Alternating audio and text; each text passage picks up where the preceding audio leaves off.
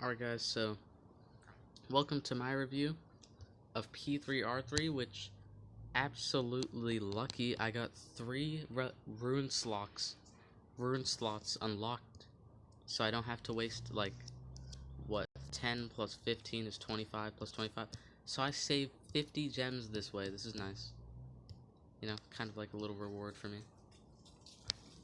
So, I was about to call him Hackster. P3R3, a Doomsday support monster, and one of the other few Doomsday monsters I didn't have.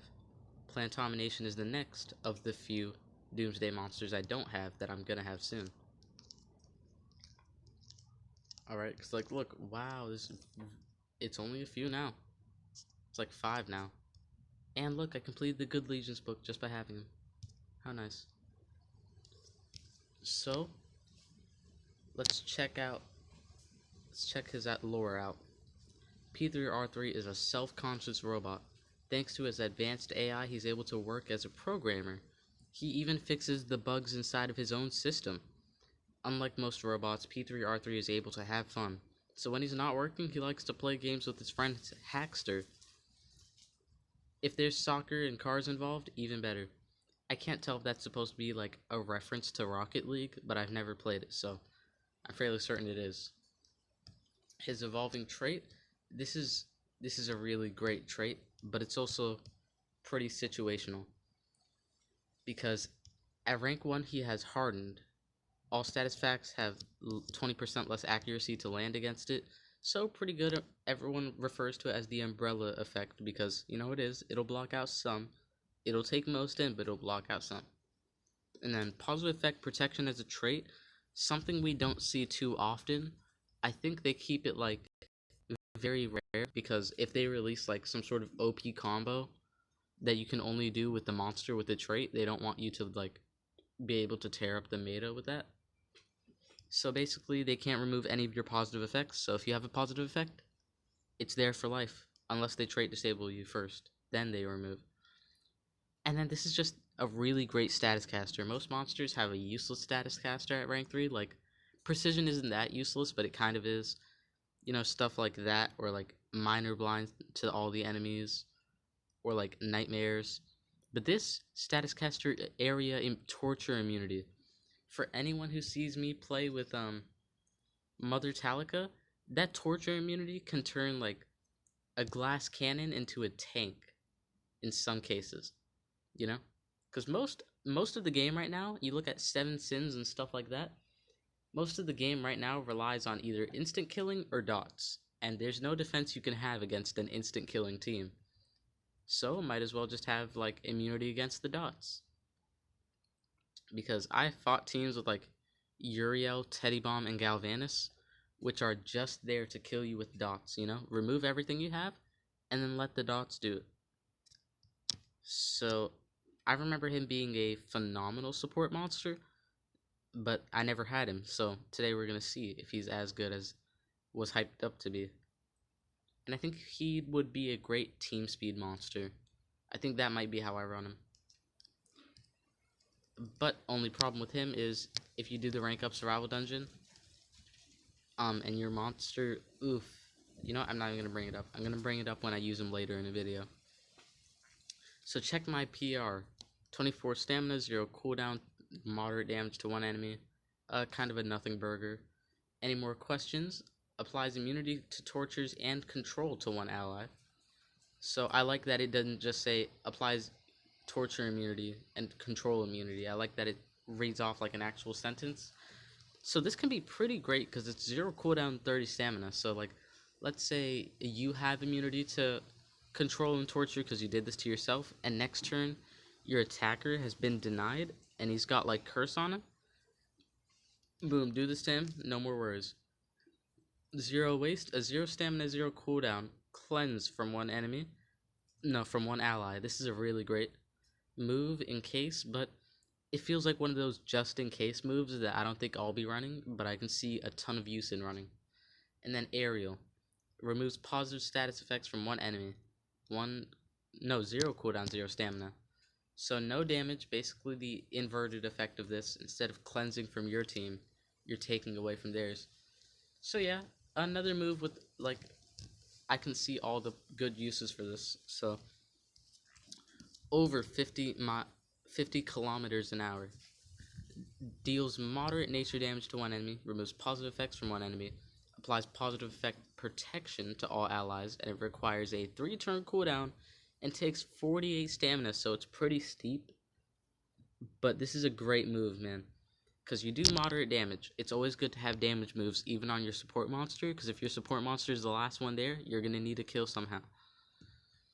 Plus the fact that it does purr, and this is how you can apply your positive effect protection to all allies. Just great, phenomenal. High cooldown and high stamina cost, but I think it's worth it. IT support here. Removes all negative effects from all allies. Applies torture immunity to all allies. So this is, ooh, another fantastic skill where you do a team cleanse and then torture immunity. On a 2-turn cooldown, 38 stamina. So I think one thing about this monster that's apparently clear, he uses a lot of stamina to do his moves. So I would suggest if he's got any stamina relics, I figure he might have a banner or a staff. So definitely run those. But yeah, 2-turn cooldown isn't that bad either. But a cleanse plus torture immunity, gotta love it. You're a rock star. Does double damage to one ally, it's not to all, and then applies immunity to control to all allies. So in this skill set alone, you have a purr plus positive effect removal, no, positive effect protection to all allies. You have cleanse to all allies plus torture immunity. Then you have double damage to one ally with immunity to control to all allies. So you can basically make your team like bulwarks, man. You can't deny them, you can't dot them to death. And then the last move that you could run is Fide au Revoire. I don't know. I don't even know why I try to pronounce it. I have no clue what this says. Deals low damage to all enemies and removes positive status effects from all enemies. So an AoE cleanse. Okay, I was about to say, I could have sworn. Say I was relating this monster to the Chocomuckle, who has some interesting move names. I don't really know the trivia behind it, but I'll just check the wiki page for that. So I thought this was like a cleanse from all allies, which I was about to say, you don't really need it. But yeah, an AoE cleanse, even though it doesn't have an effect, like most of these do 2 things at once, in some cases 3. So I like just a normal, AoE cleanse. So yeah, this guy is a absolute bomb of a support monster. And the status caster torture immunity, positive effect protection, really help his case in my opinion. And what I tell you, he can hold a banner, which you can now craft Alarok's banner, which would do some health, but it would make sense for this guy, because this guy is, you definitely need some stamina. Mr. Beast banner on this guy. But yeah, that's pretty great. And then a mask to where he can hold, I don't know, he can also hold some stamina regaining abilities here, but he might be better to run with like Elotron's mask or Nebuline's, something just to drain some stamina. But yeah. So that's about it for my review of the monster. I think he's fantastic. I am definitely going to start ranking this guy up soon. Let's see. You could either go 3 speed or team speed. I don't know, it's really situational, but both work. So I think I'm going to go 1 level 6, 2 level 4. And then if I need to, I could just switch these all to team speed runes, because I feel like he is going to be a pretty invaluable team speed holder. But yeah, that's about it for this review. Hope you found it helpful. Hope you enjoyed this video. Leave a like to support me. Comment and I will respond. I would love to hear your thoughts on him. Did you get him out of the bounty hunt? Did you breed him during the bounty hunt? Let me know. Subscribe to join the Crab Army. We have just hit 50 subscribers, guys. I plan on doing a, quite the special video. I'm going to talk about why my channel's name is Omni-Crab and why it shouldn't be Omni-Crab. But yeah, so that's about it for this video. Hope you enjoyed. If you did, do all the following. And that's about it for this video. Your favorite Omni-Crab, signing out.